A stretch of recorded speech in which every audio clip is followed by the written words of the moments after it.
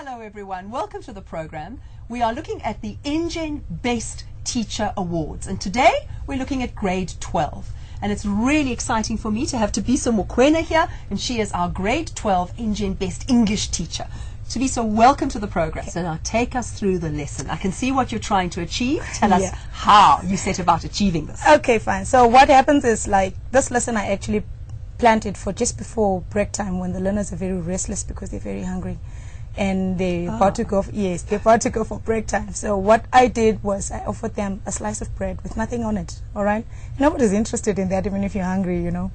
And then I said, okay, fine. Then I took another slice, I placed it there, right there in front of them. You know, the first thing they're thinking is, why is she eating in class? You know, why does she want to prepare food in the classroom? Because that is not allowed, you know. And then put some cheese, some slice of lettuce, no, a leaf of lettuce, some ham, sliced tomatoes, a bit of onions, and then another slice of bread, and then pretend to take a bite into it, you know, and you can feel everybody's watching you and like, and then one learner, you know, says to me, "Ma'am, it's not fair."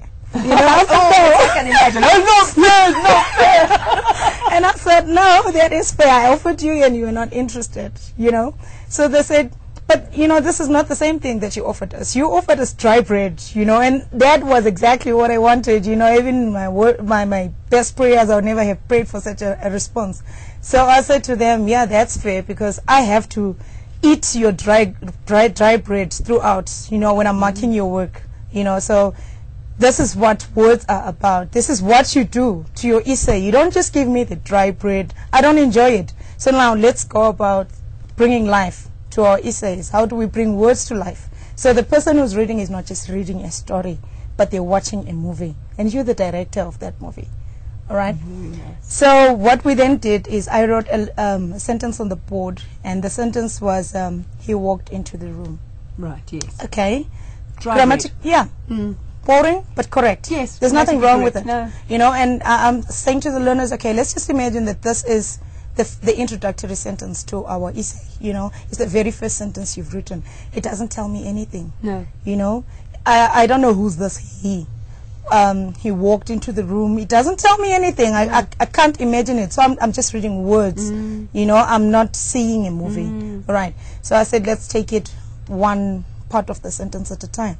All right. And at the same time, we're revising like parts of speech. Yes. I said, there we are. He is the subject of the sentence. Okay, this pronoun, what can we do with it to improve it so that the person who's reading it creates a picture in their mind of the person you're talking about? So they suggested maybe the principal. Okay, right. Somebody said the prisoner. All right, and somebody added on that, you know, not just a prisoner but the bedraggled prisoner. Ah, okay, fine. Nice word. Right.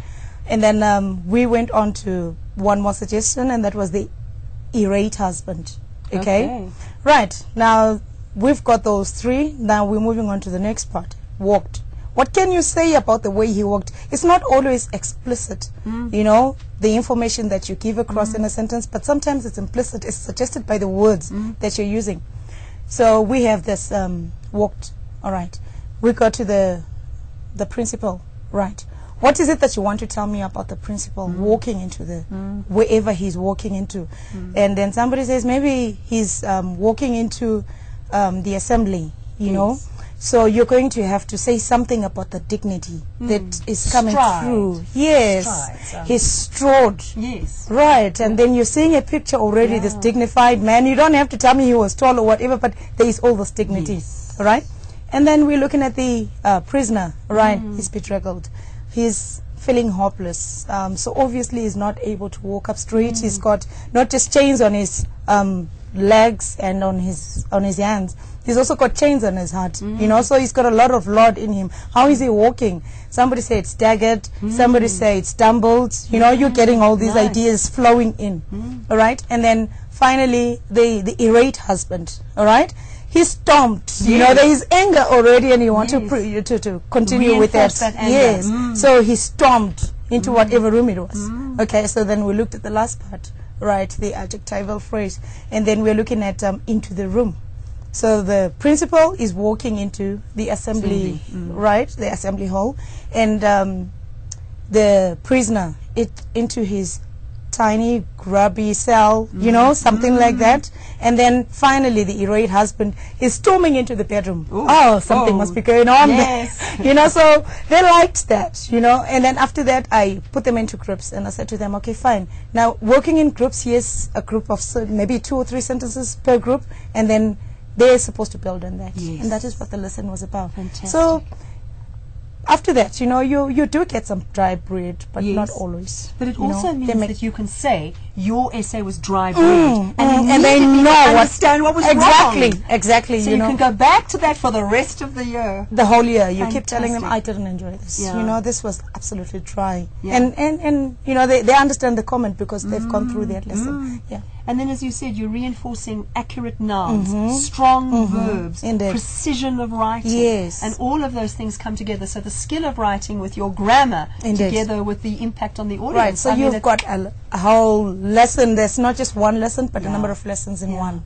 Fantastic. And that you can build on. As you said, you can, if they don't remember, in 2 months' time, you go back and you redo those skills, saying, I want to reinforce that. You'd be surprised, you know, they can just tell you there's verbs, there's nouns and whatever, but they forget what is a verb, you know. So you're able to stress, because that's all it is, you know. You have to keep saying to the learners, this is this, so that they remember and they can internalize that. And that is what it is for me. Yeah. Fantastic. I'm so pleased that you're focusing on writing, because some teachers have said to me they don't teach writing, and I'm absolutely appalled. Indeed. Because at the moment, you must be teaching FAL, are you? Yes, I am. But for both of us, we've got 100 marks on the writing paper, and then for home language, there's another 25 marks on the literature essay. So there's so many marks riding on writing. And if it's all dry bread, their marks are just going to... And you can imagine the people that are marking at the end of the year. You know, they've got a lot of stress, how many papers they have to mark, they have a certain target. And really, marking dry bread. Yes, it's got to come off the page. It's you got know, to be the onions and the exactly. tomato and the lettuce and the ham. Indeed. So I'm really, really pleased. So, I mean, I hope that our viewers are inspired by your lesson. I think they could use that lesson as it stands, and then could do those extension lessons that is suggested by those lessons. Because I believe also that English language is not just a theoretical subject. You can't just teach it without doing it. Yes. And we have to stress that. I believe that the learners should practice it as much as possible. The more often they do it, it becomes natural. Yes. You know, it might be first additional language, but what is important there is that, you know, we don't even teach how to pronounce words, because that also affects the way learners spell. You know, if a child is going to say the classroom was quiet, and you don't correct that, the learner is going to go on to write the classroom was Q-U-I-T-E. Yes, true. You're right. And that is not right, you know. So it is also the duty of the language teacher, I believe, to